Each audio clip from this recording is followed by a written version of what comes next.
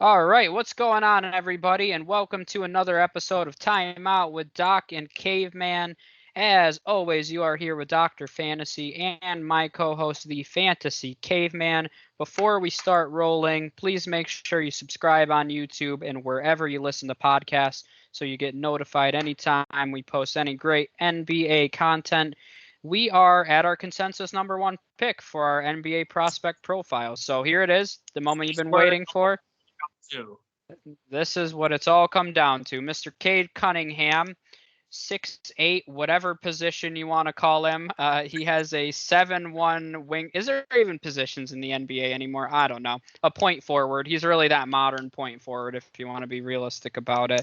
6'8", 7'1" wingspan, 220 pounds. Was a freshman out of Oklahoma State last season.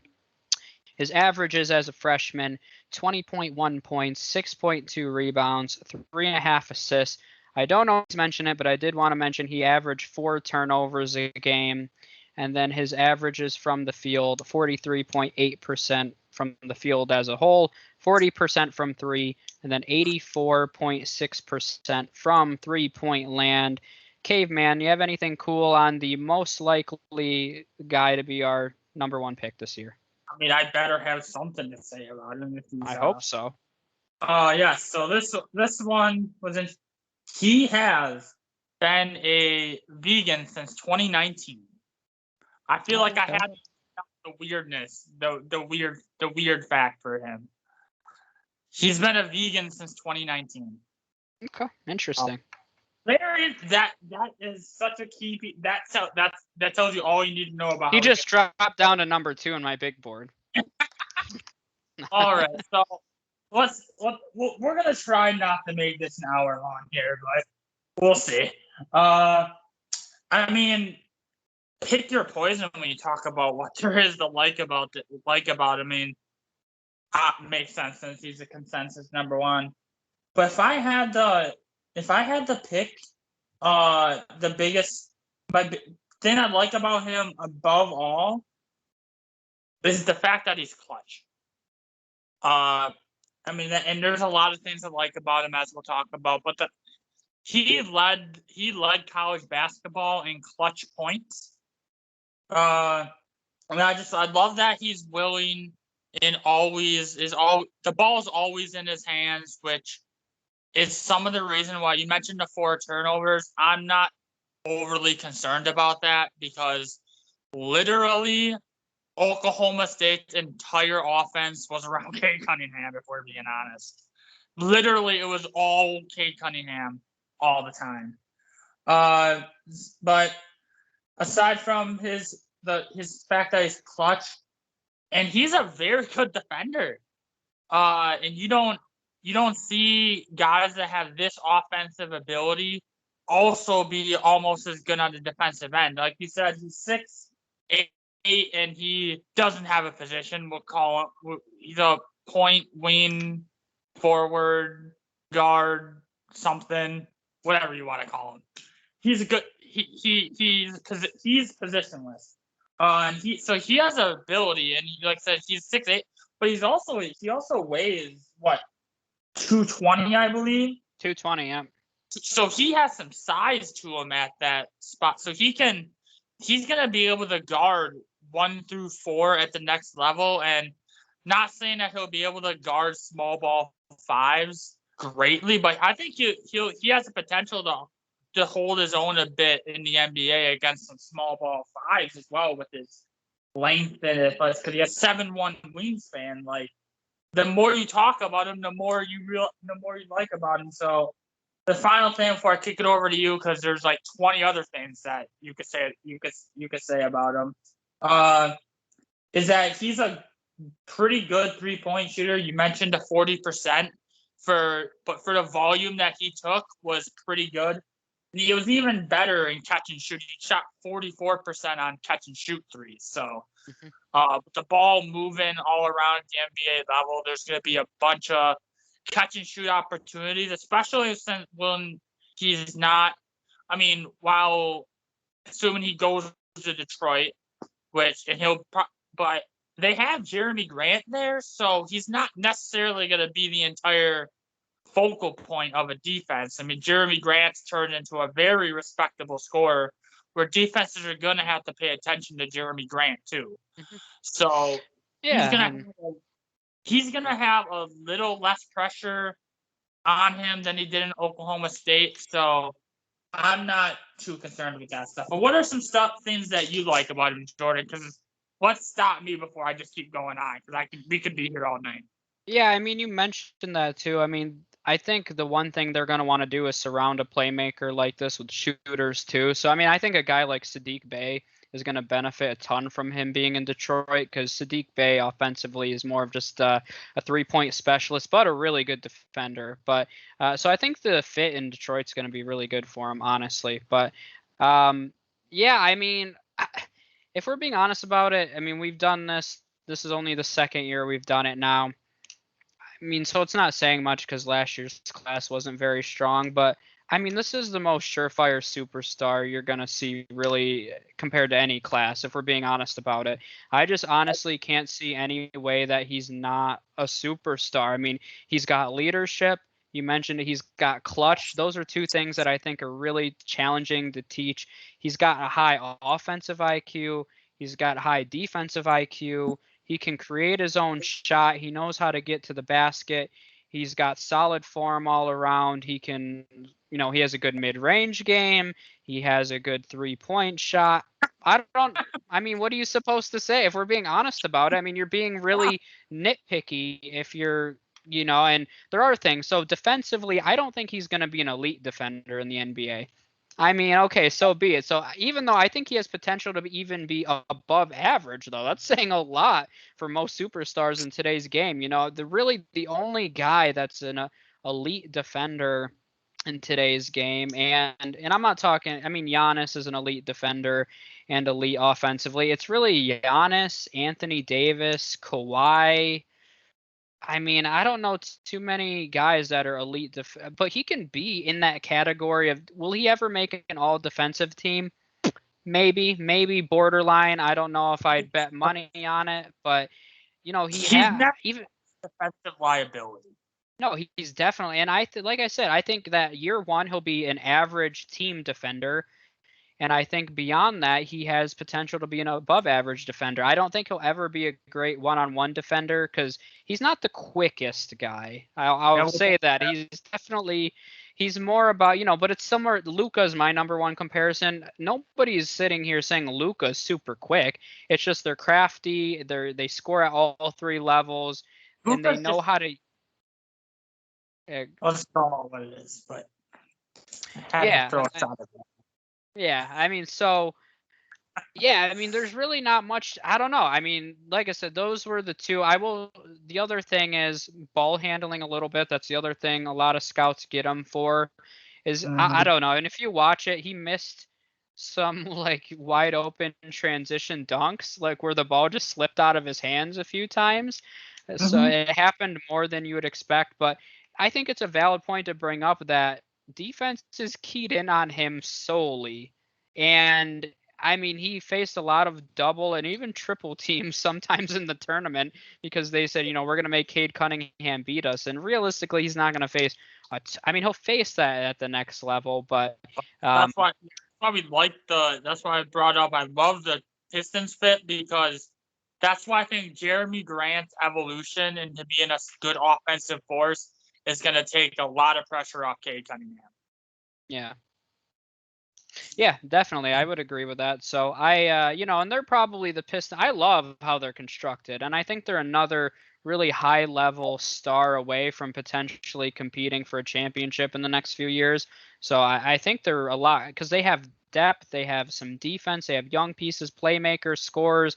They have a lot of the elements that you need. So I think they're really close, and Cade Cunningham just brings them that superstar that brings them another step closer to that. So yeah, that's all really I had was the ball handling, the quickness, the turnovers. But I mean, I think that once again kind of coincides with what you said, with a lot of the pressure being on him and him having the ball 1,000,000,000% of the time every game. So you got anything to add on to any weaknesses that stuck out to you?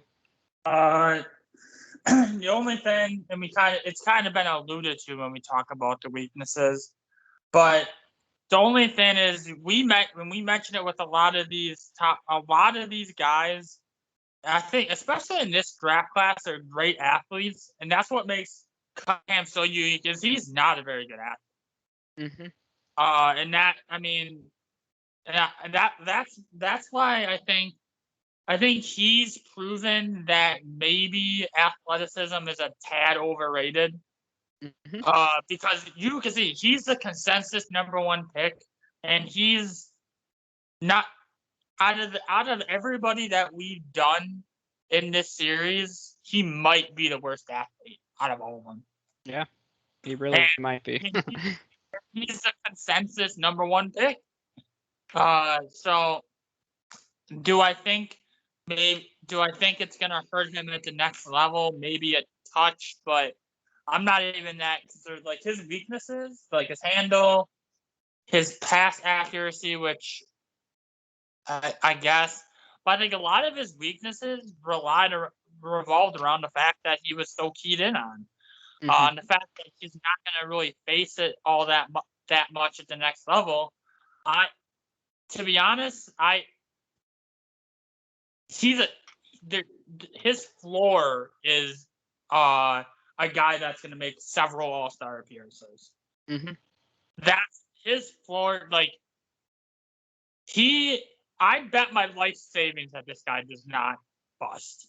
Like I bet everything I own on him not being a bust. Like his weaknesses aren't really that much of a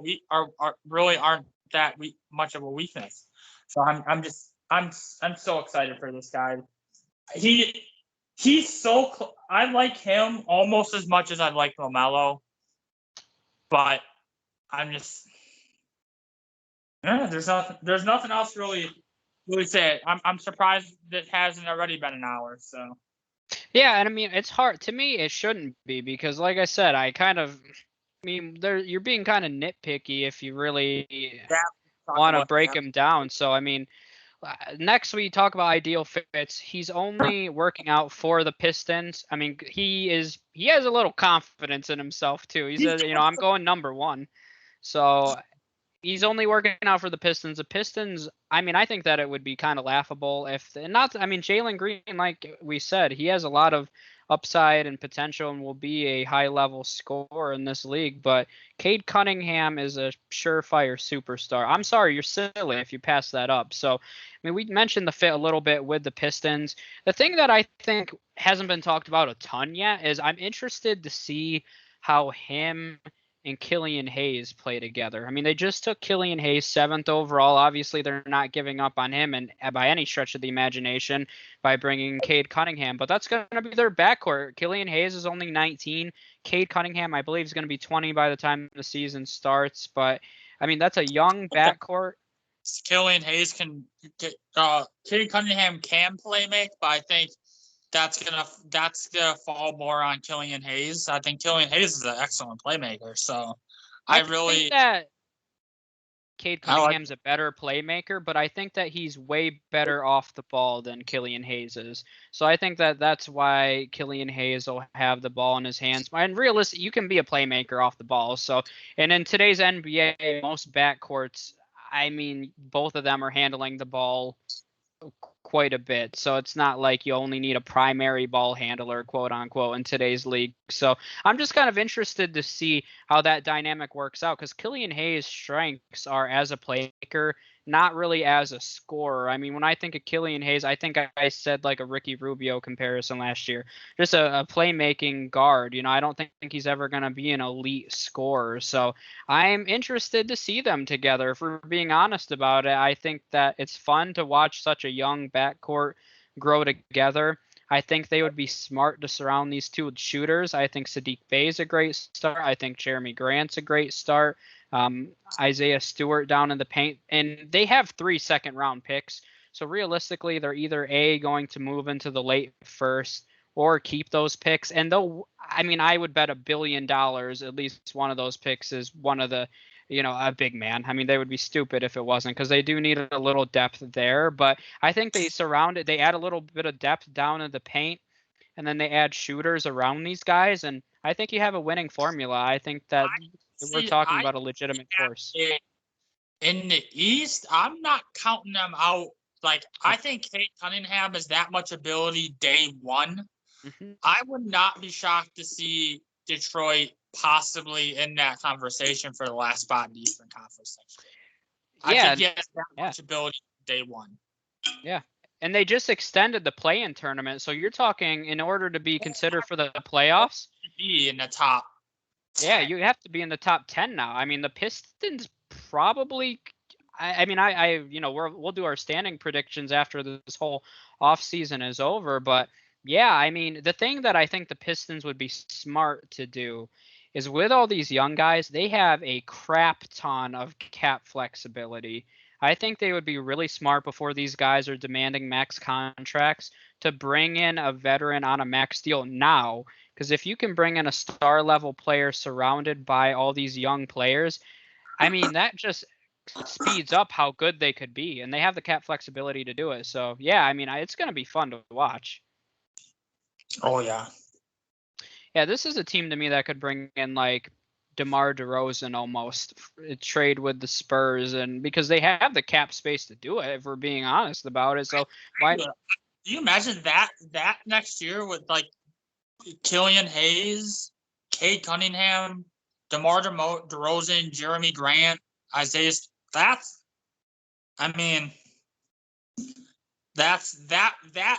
excitement right there. Yeah, so I think there's a lot to like about the future here. So we usually end on NBA comparisons. You and I were talking about it a little bit before we started recording. I mean, Luka is the closest to me in terms of all around. Cade Cunningham's a better defender than Luka is, because Luka is way below the league average, and I love watching Luka play offensively. It's always crushing to my soul that he can't be a little better defensively. But to me, I don't think it's fair to even have an NBA comparison for Cade Cunningham, because I think players are going to come out after this that play like Cade. I think he's the kind of guy that influences a next generation of players. I mean, that's crazy to say about a guy, but I think that he's so unique in the way that he plays and the way that he's built in his frame and his length. I think that Cade Cunningham is a comparison, if we're being honest about it, within himself. So I struggled with it. I think Luka's the closest you're going to get offensively. I saw a lot of shades of Jason Tatum, which I see in his offensive game as well. And I definitely see a lot of Jason Tatum in his offensive game, but I don't know. I think Cade Cunningham within himself is going to be a comparison within a year. Cade Cunningham's player comparison is Cade Cunningham. Honestly, yeah, that's my player comparison for Cade Cunningham is himself. Like, I had Doncic, and the only other guy I had down was, I think, shades of Devin Booker as well. Look at the guys we're talking about as player comparisons. You brought up Luka Doncic, Jason Tatum, and Devin Booker, 3 bona fide superstars in this league. There's no low end. That's the thing with Cade. Like, every other prospect, like, okay, you can see kind of a low end, even Jalen Green, the guy I really like, you can see low end. There is no low end comparison with Cade Cunningham. You can't make it. So, yeah, I mean, I think that you're being unfair, honestly, if you do. You're just being a hater to hate if you try to comparing him to somebody. I mean, I'm personally excited for a franchise like the Pistons, because I like seeing franchises that have kind of been irrelevant for a few years really turning it around, and we saw it this year in the NBA, where we're kind of slowly, I believe, going away from, finally, it seems like my point is somebody's listening to me, but this is where we bring together 3 superstars and try to win a championship. I think that's slowly going to go away, and it's going to be more focused on a few star players and then depth and shooting and defense surrounding them, which, I think that can be a winning formula. The Pistons have it. Bucks. What's that? I was just going to mention the Bucks, and your formula is just what the Bucks. I said it when they got Drew Holiday. I said, I think a lot of people said, can Drew Holiday be the third best player on a championship team, and a lot of people were saying no, and I disagreed. I think that he can be, and he's proving that he can be. And I mean, the Bucks, to me, if I was going to build a modern NBA franchise, it would be very close to the Bucks. So I mean, I really respect how they have shooters surrounding Giannis. They have, the best defense or top 5 defense in the league. They're almost like the modern Spurs in a sense. I mean, not exactly how the Spurs were built, but I think you can still win that way. And I think the Pistons are building that way. So Yeah, I think I think they, not saying they're going to be, not saying Cade Cunningham's going to become Giannis level superstar, because as much as I love Cade Cunningham, Giannis is a different breed up there with LeBron and Durant and all that stuff. So not sure if Cade Cunningham's going to be that level of a superstar. I think he can. He can't. I'm not sold on that, but he's definitely going to be a superstar. Yeah, I still think that he has that kind of ability. Yeah, I don't know. I'm looking forward to it, honestly. I think that's all that I can really say about him and the fit with the Pistons. I think Dwayne Casey, who they just extended, obviously showing that they have some faith in him. I think he's a very underrated coach in the NBA, so I'm glad to see him being able to stick through the rebuild. But yeah, I don't really have much else to say, honestly. I think that we've kind of summed up everything here. So that's our prospect profiles for this year. I'm assuming, we haven't talked about it specifically, but we did a mock draft last year. I'd like to do a final mock draft before the draft date, which, as we're recording this, is only 9 days away. So there'll be all these profiles will be coming out in the next few. Well, they've already come out, I guess, to this point. But we'll do a mock draft, and we're there. And then it's NBA offseason time, baby. So start getting to talk about next season, free agency. So a lot to look forward to this offseason. Make sure you guys subscribe, so that way you get notified anytime we post anything on YouTube or wherever you listen to podcasts. But we appreciate the support, and we will see you guys next time. Yep.